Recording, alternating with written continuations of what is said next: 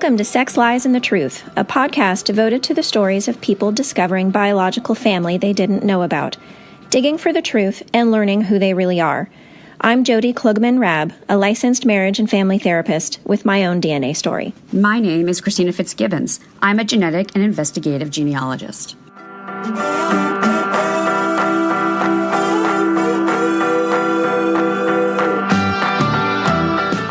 So I am so excited to introduce my cousin, Anthony. I did not know that Anthony was a cousin of mine. Was your cousin at all? I had no idea until 3 years ago, maybe. Close to 3, yeah. We sort of stumbled upon each other. Anthony was adopted out of our family. I actually would love just to hear about your life growing up with your parents. So Sure.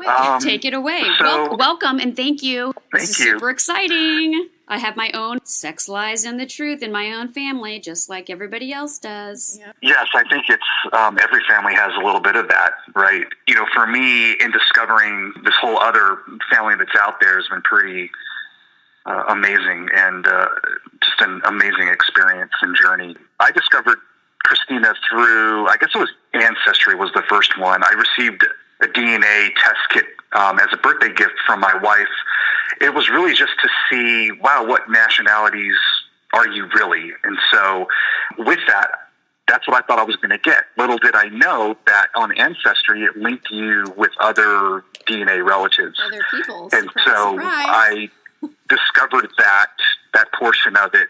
Oh, sorry. Were you shocked when you logged in and could see like people's faces that you were related to? If they have pictures up, I could see their faces, but I just got names. Oh, yes. That's right, if they put their full names, or it was just Right, a that's right. username, and if it was a close relative, first cousin, second cousin.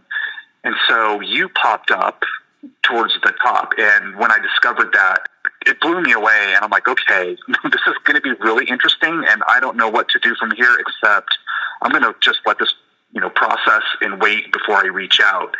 But before I did that, I got an email message from you asking who I was, and hey, I think we're related. How are we related? Do you know? And so I messaged back in a rant, probably like, oh my God, my name is Anthony Gomez. I was born in 1970. I was adopted. Who am I? Who are you? And I have actually, how we discovered each other, and from there, everything just blossomed. I do actually have all of those messages, our initial messages, because I loved them so much. Because I'm not looking for biological family, so when I log in to look You're at not mine, looking for your biological family. yes, You're exactly. looking for everybody else's. I am, but sometimes I'll look at mine and I'll see new relatives. I saw your picture and your name. You were high enough on the page that I should know who you are. So I kind of looked at your picture, and I think I pretty quickly was like, this is somebody who I don't know that I should know. I was even more sure that you were either a result of a paternity issue or a adoption. And I looked at your face, and I'm pretty sure I know where this person relates to me. Just by looking at your face. Photo. Oh, yeah. I was like, oh yeah. Okay. He's I think mine. we know. Yeah. So, yeah. Anthony, before we go on, can I just confirm, did you understand from the beginning that this meant you were related to these people and it wasn't like a mistake? Because of your adoption, you were already primed to kind of expect that, right? That's correct. Okay. Yes, I knew I was adopted from when I was little, and so in this discovery of this, through the DNA and this linking me on Ancestry with the other relatives, I knew that these were my blood related relatives and not from my adopted family. So that wasn't a surprise. It was just a surprise that the website did that. I had no clue. I was just merely looking for, my ancestry history. So, Right. Was I related to Napoleon or and not? Exactly. coming out a quarter Irish, I was, that was another thing that blew me away. I'm like, okay, so I'm about a quarter Irish. This is really interesting. Right. And I knew it was on my paternal side. All of it was new, and I was excited, but yet kind of scared, like, okay, who are you going to find, and what kind of people are these? So tell us about growing up and your parents and your family. Growing up was great. I had a great childhood, great family, great friends. And for me, I guess it was just any normal, childhood that I grew up in a small town in California, Manteca, or Manteca if you're Spanish, which stands for large, fat. So I grew up in fat. You grew up close to where you were born. So did you ever have a feeling that your biological family might be near you? I did. There was just so many possibilities that were out there. For me growing up, I was always wondering if I met somebody new or dating somebody, like, oh my God, this, can be a relative. I had no idea. You do have a really pretty sister that lives near you, so that's actually possible. Yes. And cousins and all kinds of other, it's just that I was cognizant of that growing up, but it came and went in and out of my mind growing up, just because I knew that I was adopted early on, probably since, I don't know, anywhere between 5 and 7, I think is when I found out. Your parents I can't pinpoint the age, but I was really young. How did you take that? What was it like when you learned that news? That's a great question. So you'd have to go back to a mind of a child and that, what cognitive capacity can you have at that age and process? I think my first thoughts were, wait a second, you're not my mom and dad? And then just trying to figure that out. Well, if you're not my mom and dad, then who is? And I know that they tried to explain the whole adoption thing to me. And again, as a 5 or 7-year-old, just trying to understand that as best that you could. So I think it took a long time to process and really try to figure out what that meant. But as time went on and I grew up, that's my family. So when I refer to my mom and dad, that's my mom and dad, my sister, my family. I don't feel about them any differently than I would any other family. That is my family. Right. And it's just growing up in the back of my head, I always knew that there's other family out there and potential siblings and that whole other thing. I never let that, I think, consciously interfere with my family. I had a great life growing up. Yeah, your sense of family was intact early on because you had already identified with them, and just learning that there was different biology didn't necessarily change that. Correct. That's nice. 100% correct. Did your parents support you looking for biological family? Was there support, or had you guys talked about it? I think we had talked about it maybe a couple of times as I was growing up, getting into the teen years. So I think there was support, but at the same time, I never felt like wanted to or needed to do that at that particular time anyway. There was support, and it was communicated to me that, it's understandable if I'm curious and want to know, but we never really had too many direct or lengthy conversations about it. It was, just a very small snapshot throughout my history. And so I can't remember the first time I actually tried. Maybe I was in about 20, 21, I looked for non-identifying information through the adoption agency. Oh, that's right, yeah. And I did receive some feedback, but other than that, I didn't really try to look. I was curious, but at the same time, I just felt like when I'm ready, I'm going to be ready whenever that is. And I just, went through life thinking that way. So I'm going to read you the first message that I sent you. I was possibly knowing that you might be adopted, but I literally wrote 2 sentences. All I wrote was, let me know if you need help on your tree. I can do so confidentially. That was my in. And you go, hello, my name is, it was 2 days later. Wow. You're keeping me on the edge of my seat. My name is Anthony Gumbs, and yes, it does look like we're closely related, but I'm not sure where the connection is. I was adopted at birth in San Joaquin County, and I only have limited non-identifying information about my birth mother, but no information on my birth father. Well, I don't know if she had information on your birth father either, but I was born on April 8th, 1970 at San Joaquin County Hospital in French Camp, California. My birth mother was around 19 years old when she had me. I believe her family is from El Salvador, but she was raised in the Stockton area. I would love to find out exactly how, where our connection is and more about my true family history. So if you can provide any help or info, it will be greatly appreciated. And I was like, I bet I can help. Call me. Because you had no idea who you were dealing with. Little did I know, I hit the genealogy jackpot. And I kept showing your picture to my sister. I go, what is this? Who is this? She was like, I don't know. And I go, no, look again.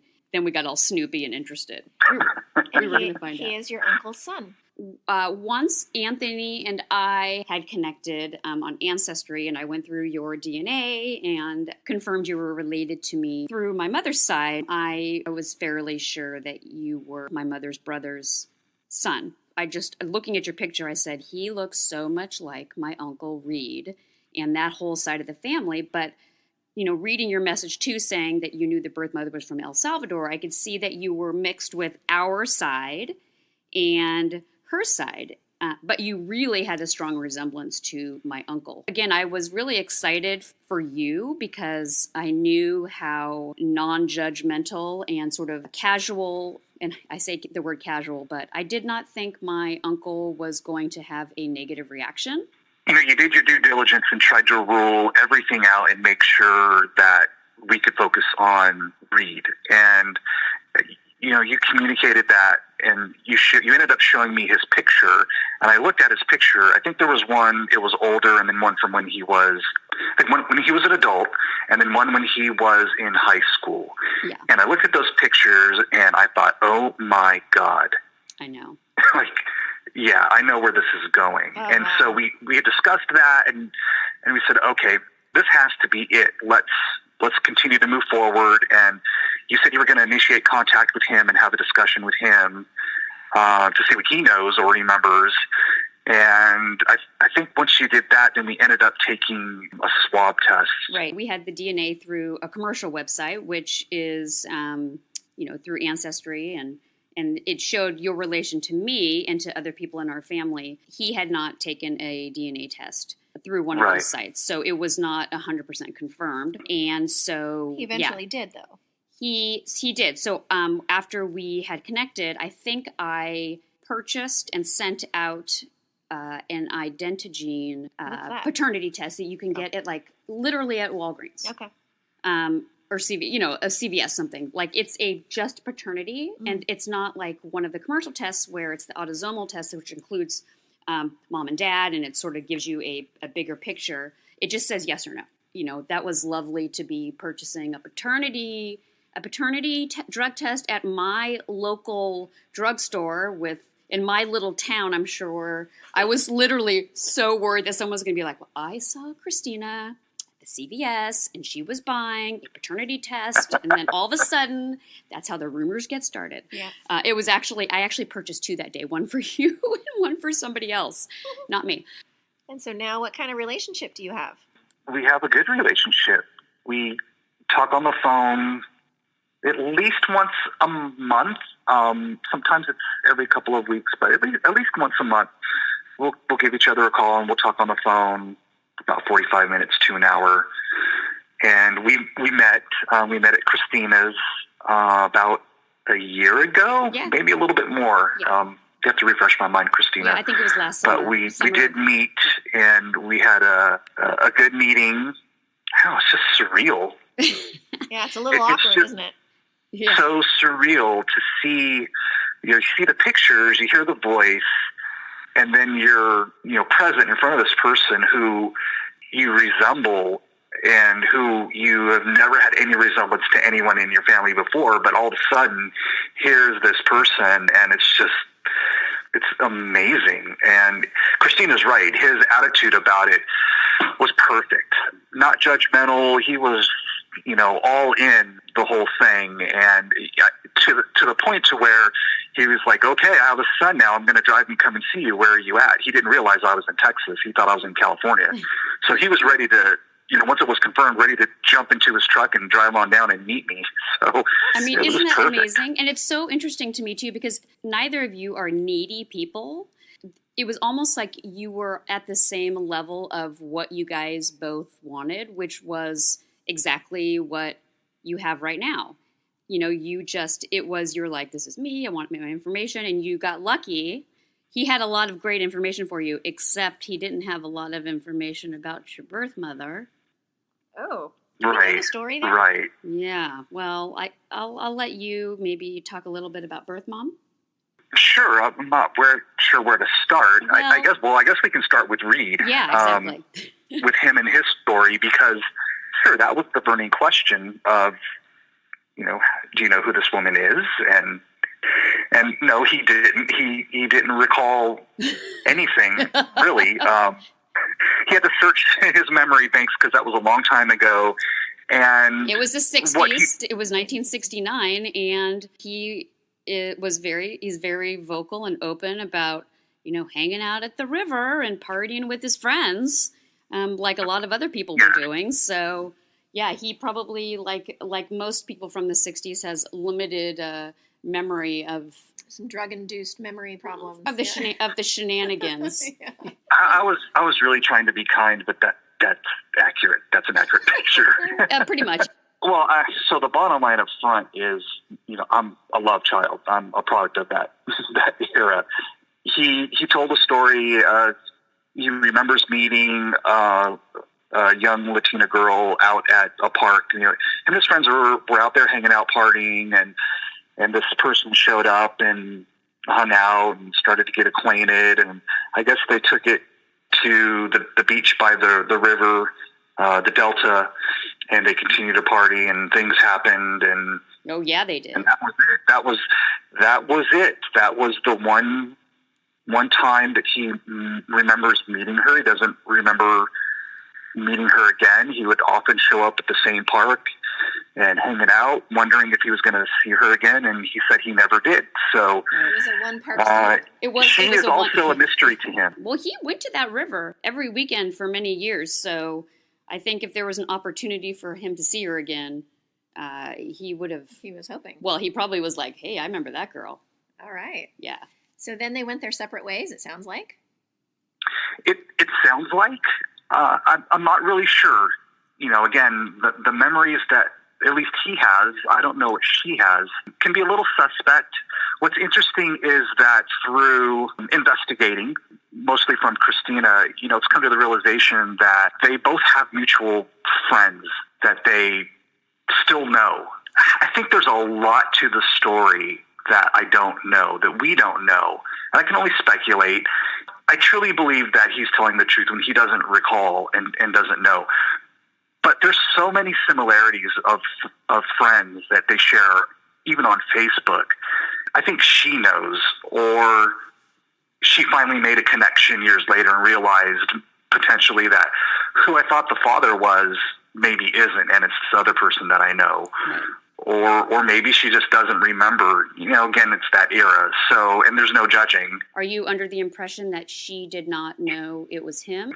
So the non-identifying information I received from the adoption agency, she gave a description of the father, which was, I guess it was really inaccurate. She said he was Caucasian. She got that part right. She did get, but everything else didn't line up. I think she said, he was Protestant, and she gave a certain height and all this stuff, and it just... She said he wore glasses. It didn't match up. Yeah. So she either lied about it, or she truly just didn't know. Do you have a relationship with her? No, I've tried. So it was really easy for Christina to figure out who Biodad is. It took, I think, a year for her to track down my biological mother. Yes. Once we were pretty positive who it was, I sent her a certified letter through Christina's recommendation. So one, we know that she signed for it, or somebody signed for it and read it. I initiated contact with her, and I waited for a few months, and I never received anything back.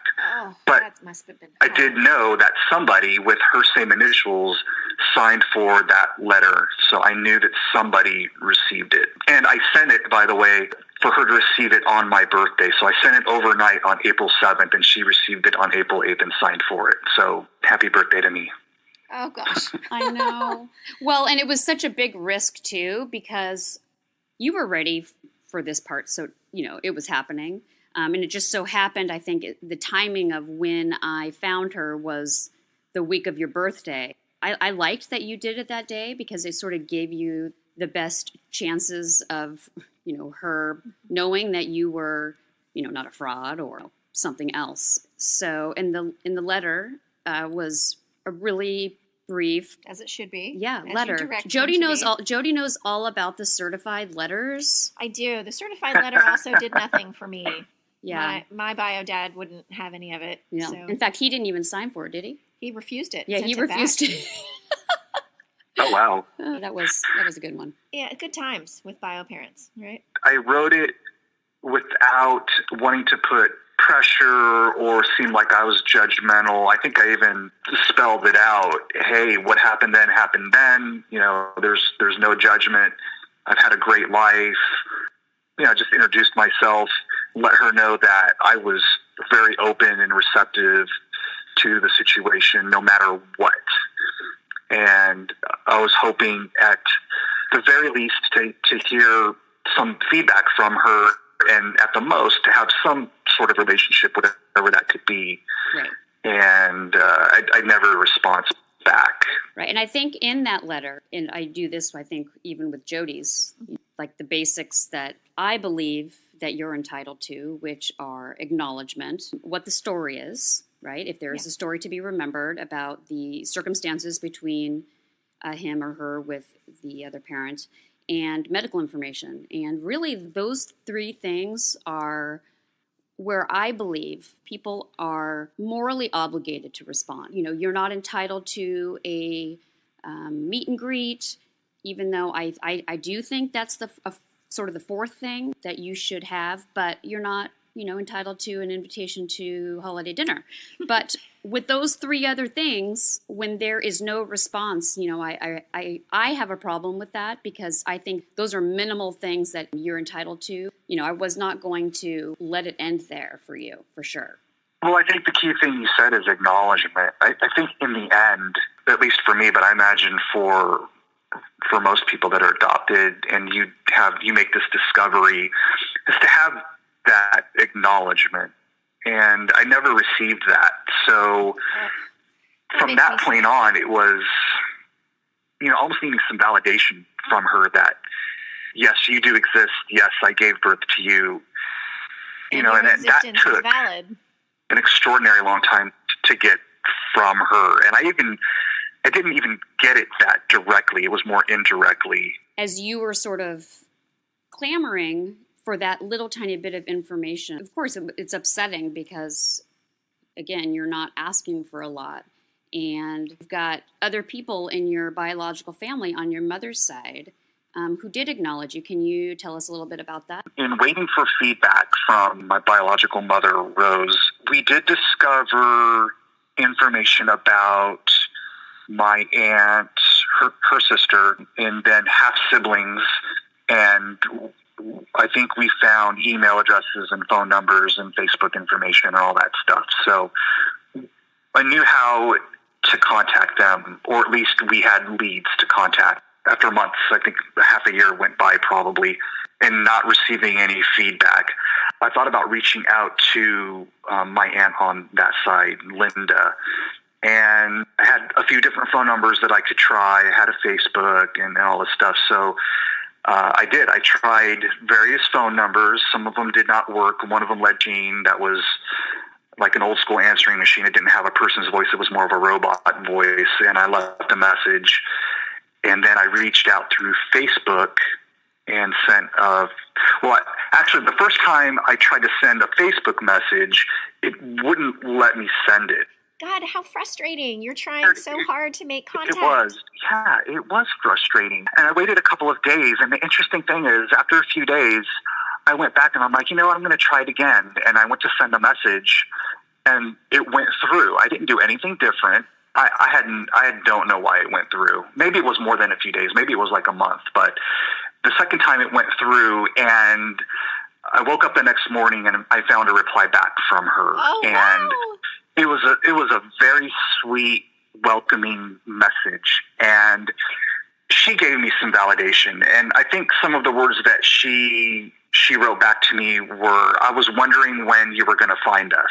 And I'm like, oh my God. So we had a good Facebook messaging back and forth that night, just started to get to know one another. And of course, I'm wanting to know about my biological mom, her sister, and how everything played out and what are her feelings on this. And going back to that letter that I sent, Linda confronted her sister about it, and she didn't acknowledge that she received a letter. And then, Linda replied back to her, but you signed for it. It was certified. We got you. And then it was like, okay, you're busted. So then, yes, she acknowledged that she received the letter, but she didn't know what to do. And then there was all this drama that played out for quite some time over the letter and how to respond. Meanwhile, I developed a great relationship with my aunt. And I think one of the best things that came out of it was the realization that my grandmother, their mom, was still alive. And at that time, she was 99. So she was approaching her 100th birthday. So did you meet your grandmother? I did. It was before her birthday. It was, I think, that October. It was a whirlwind of a trip.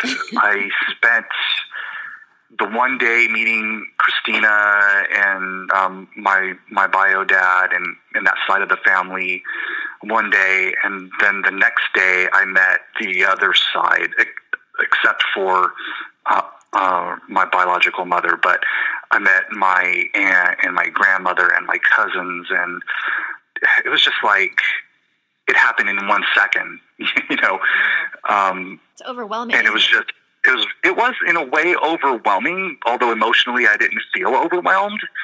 I wish I had more time.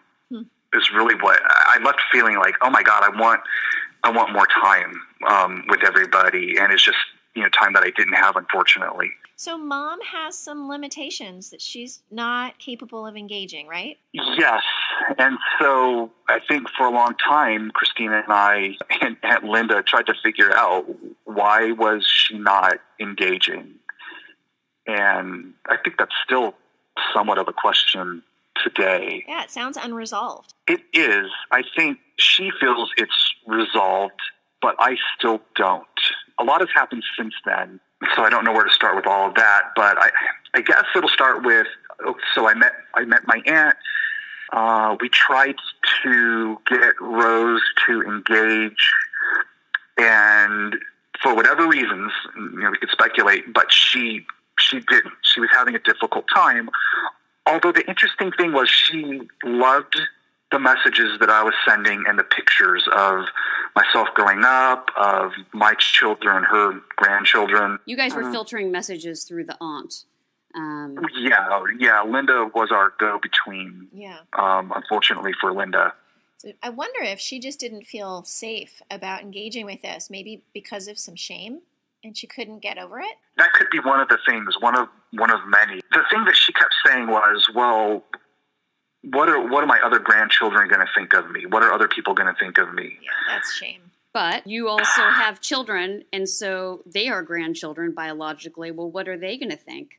That their biological grandmother thought more of her other grandchildren with regard to what they were going to think. That, I think, is a higher ordered way of thinking that probably isn't conscious up front. Because I think when you're dealing with the shame, that you have this sort of unconscious collection of stuff that you're fighting against, and you aren't 100% aware or even able to articulate it a lot of the time until somebody kind of holds your feet to the fire and says, well, wait a minute, why aren't you accepting of me? Why aren't you responding to me? And then you're kind of forcing them to face that.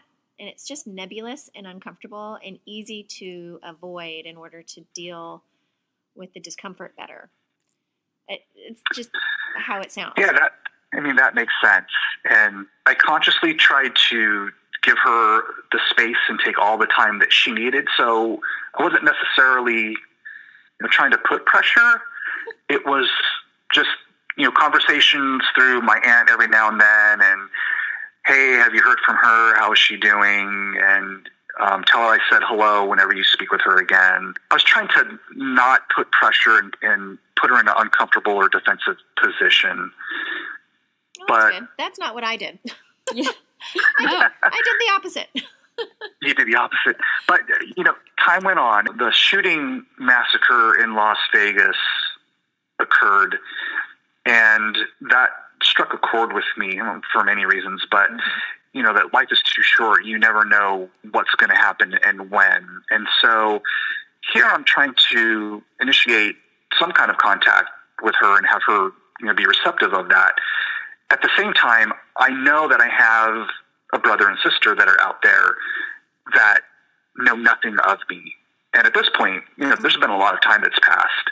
Yeah, that's not okay. So they are still unaware of my existence. No, they know now. Okay. They know now. What happened in Las Vegas, I sent a text to Rose, my biological mom, and explained to her that, life is short. We never know, and we need to take advantage of the opportunities that we have in front of us. And if she wasn't interested in meeting me or initiating contact with me, that I understood, but that doesn't mean that other people wouldn't want to, and I want them to decide for themselves. Good for you. And so with that, I told her that I had both brother and sister's contact information, and I was going to reach out to them unless she objected and gave me a reason why. And so I told her I would give her 24 hours to get back to me. Well, nice. Which is interesting as well, because you really had given her months and months, technically. Yes. But yeah. But now this is feet to the fire. Months, like I said. a year had gone by. And so I gave her the opportunity to at least object, me reaching out to them. And I said, and I think I said something that, if you don't reply, that means that you're okay with me reaching out to them and giving me the green light to do so. That's right, tacit. In other words, it was, if you can't do it, I'm going to do it for you. Like, if you're afraid to reach out to them and let them know that I exist, I'm going to do this work for you. I'm so jazzed right now. That is so exciting. You guys are all old enough to, and yeah. My siblings were also in their 40s. I mean, we're all have spouses, have children, right. And it's we're not all grown adults. Yeah, and it's also, I tell people a lot, it's a different time now. Finding out that you have siblings from a parent who had this event happen to them in the 60s or 50s or whatever. It's a different time, and we're much more accepting of those things. So, maybe for her, she was worried about those things or not, but I am glad that you gave her the opportunity to talk with them first herself. Did she do that?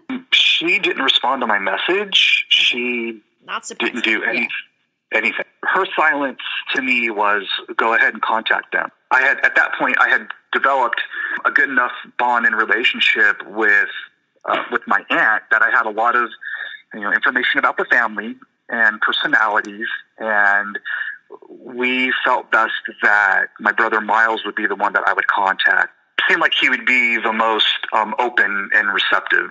I sent him an email. I sent him a LinkedIn message. I sent him a text message. It's like carpet bombing. Oh, gosh. Yeah, you're like, here I come. Yeah. Well, I wanted to make sure that, he was going to receive what I was sending. And I didn't know, if he was on Facebook really, or if he was on LinkedIn, or if he would respond to the text. So actually, I got a reply back the next morning, because I sent it, I think, on a Saturday evening, and I didn't hear anything Saturday evening. And it was funny because I joked with my wife. I bet, he's on a date night with his wife. The kids are, they're being taken care of by somebody else. They're out on a date night, and they're enjoying their own date night. And actually, that came to fruition. That's exactly what was going on. I didn't know it, but I was just guessing. But and I told my aunt, I told my cousin on that side, Christy, what I was doing.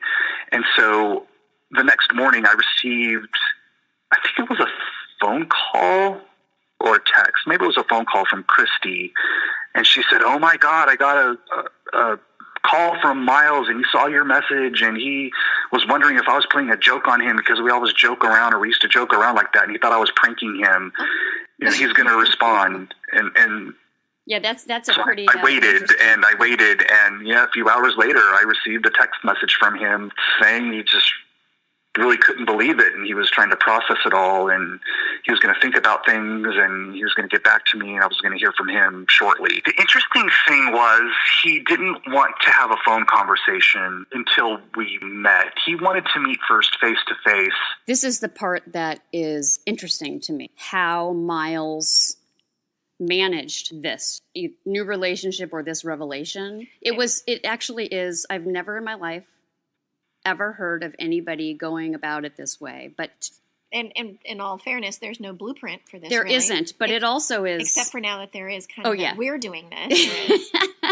But so he did not want to have any phone calls. He only wanted to email or text with you until you met with him. That's correct. All of us might handle things differently. I would have been on the phone immediately if that was my situation. But I tried to put myself in his shoes, and I tried to be, empathetic to how he was feeling and wondering what was going on as best I could. And so it was a little bit disappointed, but okay, I've come this far, and it's taken a long time. It's going to take a little bit longer, and that's okay.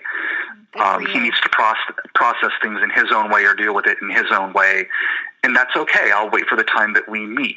And it was a couple of months later when we did meet up in New York. He lives on the East Coast. And so we finally did. We finally did meet and had a face-to-face, and it was a very quick 24-hour turnaround. But we had a great time, and we got along great. And I thought that we were going to be able to bridge a lot of gaps and cross a lot of hurdles. And, there were a lot of things that he communicated to me about how he grew up, and he expressed disappointment that his mom and his dad were not forthcoming about me, because his dad had known about me. I think they actually met while she was still pregnant with me, but they've known all this time and didn't tell anybody. So he was disappointed in that. And then when, he found out and he confronted them, they were slower to react, or he didn't receive feedback from them that I guess he felt like he should have received. So he was disappointed with that as well. But he felt confident that we could bridge gaps, and we had our grandmother's 100th birthday party coming up.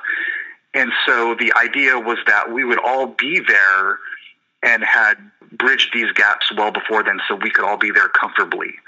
And he was going to take the next step with our mom to make sure that happened. Unfortunately, that didn't take place. She came out and visited with him. In New York. He said that he didn't speak with her about it because he had to leave on business. He had a short time with her. For whatever reason, the conversations didn't happen. Or maybe they did, but he told me that they never happened. And so we approached Grandma's 100th birthday, and I was told to essentially not go because of our mom, and she needed to be there, and if I was going to be there, she wouldn't go. And all of this drama started to ensue. And from grandmother's side, she specifically requested that I be there. Yeah, it's her birthday. She gets to decide. Yes. I feel like I'm caught in the middle here a bit, because on one hand, grandmother wants me to be there, everybody else wants me to be there, and I want to be there. But then at the same time, I'm trying to be empathetic to my biological mother and not interfere, because yes, she should be there. Kind of at the last minute, I made a decision to show up after everybody was gone.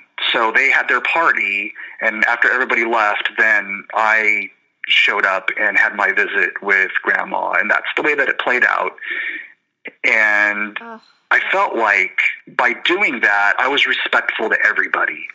That nobody could complain. I didn't interfere. I wasn't there. But then at the same time, I got to see grandmother on her birthday and be there for her. Yeah. And then you also remained hidden like you had been all of these years. Yes, I'm still a secret. Mm-hmm. Imagine that. I'm still a secret. What I thought was a noble deed ended up getting turned around against me. And from my brothers and my mom's side, they felt that I was very deceitful. They felt that I had undermined them because they found out that I ended up going there. I think that they used that to push me away from them. Okay. The last like they might communication I received from my brother was, hey, I heard that you showed up, and my mom saw a picture on Facebook of you being there. And, we had a phone call, and I discussed it with him, what happened. And he just didn't agree with what I did and how I went about it, and felt like I deceived everybody. And essentially he just said, hey, I'm going to take some time to think about this. I don't know what to do. And I haven't heard from him since. That was almost a year ago. Sounds to me like they were looking for an excuse to disengage from you, and they were going to find one way or the other. I mean, I think that the message you received from Miles, the brother, was really inappropriate and really just rude. I'll never understand why he thinks you did something. Yeah, like he's not in charge of managing it. If I may, can I get on my soapbox for a moment? Absolutely. She's a professional, so she can get it. As a therapist, I have a lot of understanding around this in a very trained and particular way, and then I also have a personal understanding of it, having gone through this myself. But our mission in doing this podcast is to educate and help people understand what goes on for the people in our position, the NPEs, or the parental identifiers, as I call them. And I think it is essential that the biological family, or even the adopted family, whoever feels like they have ownership of this story and how it goes, needs to understand 120% they do not. They have ownership of this story while we, the NPEs, or parental identifiers, are minors. And when we become of age and it is our responsibility to manage our own lives, we own the story. They do not have any right to control how something goes or whether or not you have contact with any other family members. That is cruel, in my opinion.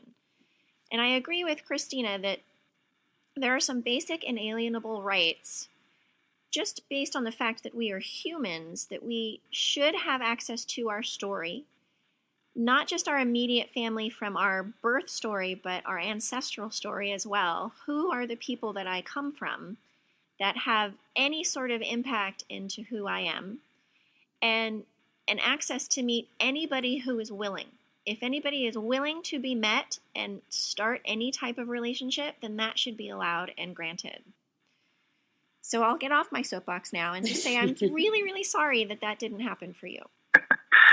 Well, thank you for that. And you're right. We do own our own story. In this situation, when he essentially told me, you blew it, you didn't listen to me, you didn't do as I said, and now this may never happen. Yeah, you're in timeout. You're in was trouble, really a turnoff. And so that's on you, but from now on, I am no longer a secret. So whenever my aunt, posts or cousin on that side posts stuff on Facebook, I respond to it, and I refer to them as my cousin or my tia or abuela, my grandmother. And whoever sees it. And if they question who I am, good, question it, because I'll give you a response. Unfortunately, my she's going to approach her 101st birthday soon, and that time's going to come where she's going to pass, and we want to celebrate her life. And I am going to show up to celebrate her life. I'm not going to be told to no, you shouldn't go so our mom could be there. They're just going to have to deal with it. Right, and who I am. I'm no longer going to be a secret. I sent my biological mother some roses on Mother's Day. I didn't put anything on a card other than Happy Mother's Day. A simple, clear message. I'm thinking of you on Mother's Day. And that prompted, I guess, more drama. I spoke with my aunt about that, and she said my biological mother's husband had contacted my aunt and was upset with my aunt because my aunt gave me their address. Well, but I had already given you that address, so. Well, I had already I sent the letter. Oh, that's true. That's right. A year and a half ago. And so my aunt explained to him, what do you mean? I didn't give him your address. He's had it for a long time. He sent that letter back in April, and he was confused. He didn't know about the letter? So apparently, Rose didn't tell him about the letter, didn't mention anything, and so he was just upset that I had their address and I'd sent them something And it appears that he was kind of kept into the dark about some of this. And so the conversation that my aunt finally had with my biological mother was, you need to take care of this one way or the other. You need to send him something, acknowledge him, say something. And so about, I think 3 weeks later, she sent me an email. Biomom sent me an email saying that she was thankful I ended up, with a great family and I had a great life, and that her decision was the right one to make all those years ago, but that the door was now closed. Please don't contact me or any of my family from this point on. There's something there with her husband that is preventing her from coming forward. And you're thinking about the description of how my brother said, they grew up, their family. Yeah, I can see that he may not be, too happy or wanting to engage in this particular area. Yeah, I don't know what bad memories come up from her and him with all this, but there's definitely many things there, and I think he as in my biological mother's husband, plays a big role than what I thought. The text actually from Aunt Linda to her sister, your birth mom. She says, I don't care to have Randy text me and accuse me of giving Anthony your address. First of all, Anthony has had all of our addresses for 2 years. Phone numbers, everything. I'm not his handler. I like that, right? All right, Linda. I know I should have said this long ago. One of you has to tell Anthony to stop. Don't be afraid of him. I got pulled in because you never acknowledged that letter he sent you. You should have said from then, I don't want to meet you, go away. But not saying anything just caused him to contact me. Now I'm in this fucking mess that I did not create. But Randy seems to have the need to put me at fault. I have not talked to Anthony for 3 months, so I think you need to tell him to stop. As for meeting him, I asked you if it was all right. Mom wanted to meet him. You said yes. Apparently, Randy says, I should not have asked you anything. This is so ridiculous. Unfortunately, sometimes we have to face our problems and not avoid them because they just get worse as time goes by. You can just tell Randy. He needs to fucking stop accusing me. I don't appreciate getting shit texts from him. That's going to give us an E explicit rating. Well, those are the best ratings. What now? Yeah, I know. How are you feeling now about everything with birth mom? I don't think about it too often. Wow. I focus on the positive relationships that I have with you, Christina, with Reed, with Karen, and with Aunt Linda and cousin Christy and Abuela. As a matter of fact, last weekend, no, it was for Thanksgiving. They video called me for Thanksgiving, and I got to, we got to video exchange pleasantries and happy Thanksgivings with Abuela and everybody over Thanksgiving. Was really cool. I love so that. I focus on that. Good. Yeah. And I try to not put much energy in the negative, although from time to time it's there. I know it's there, and I know that there will be another time to deal with it. I just don't know how or when, but I know it's not over. Right. I know partially it's not over because I'm not one to let it be over until I say it's over, because it's my story. I'm going to write the ending. Oh yeah. That's and right. That's what I like to hear.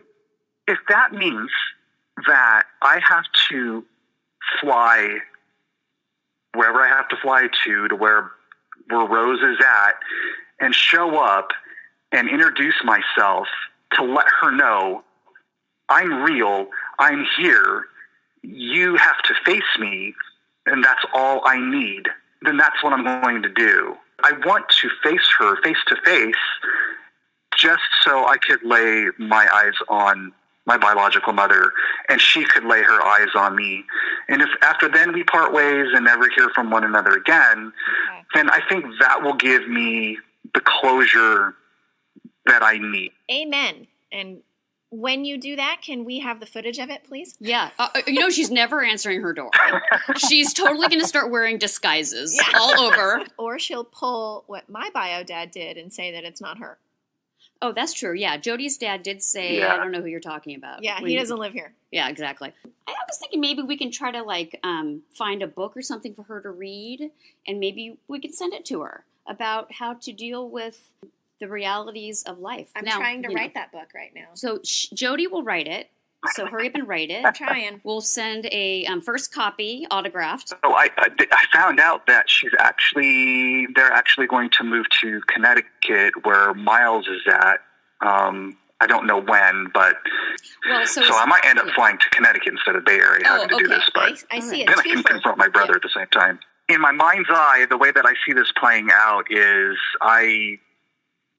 she comes out of work or she comes out of wherever, and it's just her and I one-on-one. There's nobody else around her for her to go to or lean on or run away. Oh boy. It's here I am. Yeah, she's going to have she's gonna have a heart attack. brass knuckles or something. Yeah. We might have to discuss how this is going to go down. I'm just hoping that she will on her own come around so that you don't have to do that. Well, you're going to give her some time. So I'm going to say, as the professional therapist here, that I'm going to say she's not going to do it. Ever? Or she would have already. Because she's operating with whatever personality structure or family dynamics at play that are keeping her hobbled, where she's not really capable of taking full ownership of her stuff. The interesting thing, so the last communication that I had, well, I didn't have with her that after Mother's Day, but the last contact that was initiated to her was maybe 2 or 3 months ago from my wife. My wife sent her an email, an amazing, beautifully written email from a mother to another mother. And I'll have to send it to you. And look, we knew that she wasn't going to respond. But if she read it, I can't imagine that it didn't hit home somewhere. My wife asked me for permission. Can I send this to her? I've written this, a long time ago, and I read it, and I'm just like, oh my God, it was so emotional. And I'm like, absolutely. So one of the things I've noticed in interviewing people and seeing clients like I have with this biological discovery is that you have so many obstacles to deal with. One is identity, one is grief, and the other one, which is a lot harder, and you've touched on a little bit more so than most, is the pace at which you have to meet the rest of the players in the story. And that you and I, chomping at the bit, trying to get meetings arranged and contact made, and we want knowledge, and we want connection, and we want to be accepted, and everything else that goes with that. And then we also have to come face to face with the fact that some people don't want that, and others do, but it has to be at their pace as well. And you have to match this pace with your own, and it's so frustrating. Do you feel like that was true for you as well? Yes, I do. The way that you describe that is so profound and pragmatic. So yes. So I brought up before, I had some life distractors that if I didn't have, I probably would have been more frustrated and more focused. But I was working full time. I have a family. During my initial discovery, I went back to school, so I was finishing up my bachelor's degree. Now I'm actually finishing up my master's degree. So I thought all of this stuff going on, which was a great distractor in some ways because it stopped me from being more frustrated. I had to focus my energy on other things. But at the same time, I developed through this time some really good emotional intelligence that allowed me to be empathetic. Maybe more empathetic than I should be, but definitely more empathetic than I would have been otherwise if I hadn't had gone through my bachelor's degree and some of these other things where I was learning all of this stuff at the same time. I was really working on myself to build a better self at the same time. And so if I didn't have that distractor and those tools, I probably would have been very impatient and would have been more confrontational. It's just a journey. Everybody's journey is different, and you have to be able to, like you said, some people you have to meet them where they're at and then figure that out. I think that's the most important thing. Where are they at? You have to understand, how they're feeling. Here comes this person that's blindsiding them and coming into their life. Wow, I have a brother I'd never known about. That means that my children have an uncle that, oh my God, or a nephew I never knew about. Looking at it from that perspective and then trying to gauge where they're at has helped me be more patient and try to figure out my approach. In hindsight now, it didn't maybe matter how I handled it. She may not have the tools to deal with the complexity of emotion that she's going through in the first place. Thank you for saying that. I think that was the perfect way to wrap up our podcast today. It helps people understand that there are human beings going through this. And even though we may not be known and we may be secrets, but we are still human beings with feelings and needs, and they need to approach us just like that, as though it were them going through this and not us. So thank you for saying so. Well, thank you very much for giving me the opportunity to talk about my journey. It's rewarding. It was nice to virtually meet you, Anthony. Yes, and likewise. Do me a favor, if you have some inkling to head over to Birth Mom's house and knock on her door, let me know, please. Yes, I will.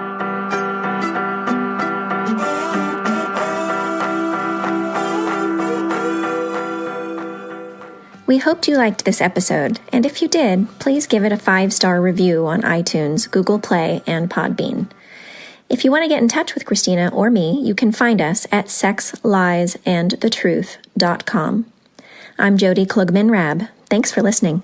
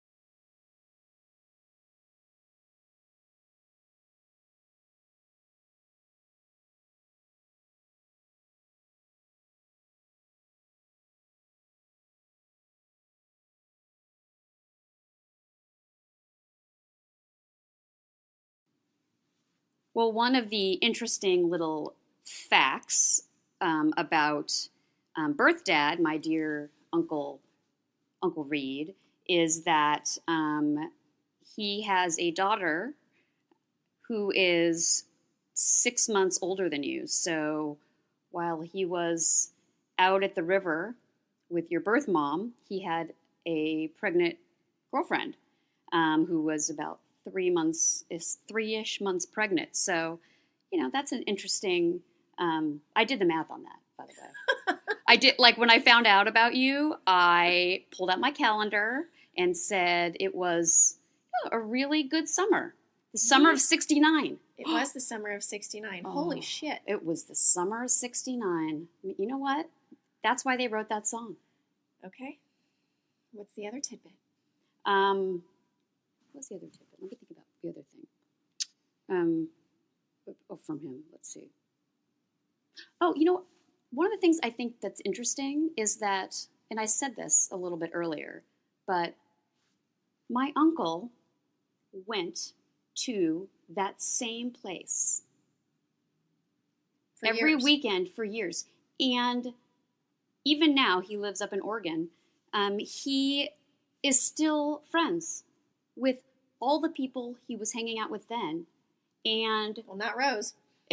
But one of his best friends, he's Facebook friends with, is Facebook friends with her. Oh. And it's possible she didn't know that my uncle was, I don't know. I know that it's possible, but I think you and I have been doing this long enough. I know. We understand. I know. I was like, look at her. She's just keeping herself right on the periphery. Yes. Trying to master Well, everything.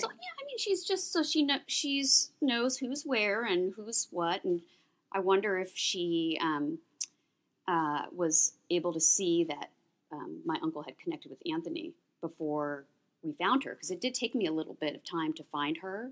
There was a lot of Rodriguez's in the San Joaquin Valley. Okay. And so I did not get lucky with the last name. I did know, actually, that Anthony's biological mother's last name was Rodriguez, because he is listed on the birth index on that. So I know in that county there was a male born on that day, and had the name of the child said Rodriguez, just Rodriguez, and the biological and it said mother's maiden name Rodriguez, and it was the only sort of odd entry on that day. So I was Ann Rodriguez. I was knowing the history from the non-identifying information. I had a feeling that was it, but then I said, oh man, Rodriguez? Are you kidding me? It's like Smith, yeah. So it was not. Well, it can't always be a slam dunk, right? Well, I need the slam dunks though, Well, maybe Kaylin will be a slam dunk. Oh, never mind. Well, no, take it out. Yeah. Well, and maybe Katie will be a slam dunk. Maybe Katie will be a slam dunk. I'm hoping so. That's a whole other. I'm excited for that one. Well, it's not the river, but it's the shore. You know what? A lot happens. A lot happens on the riverbanks and on the ocean shores, on the Jersey Shore. Oh, exactly. Okay, let me think about. You can pause that.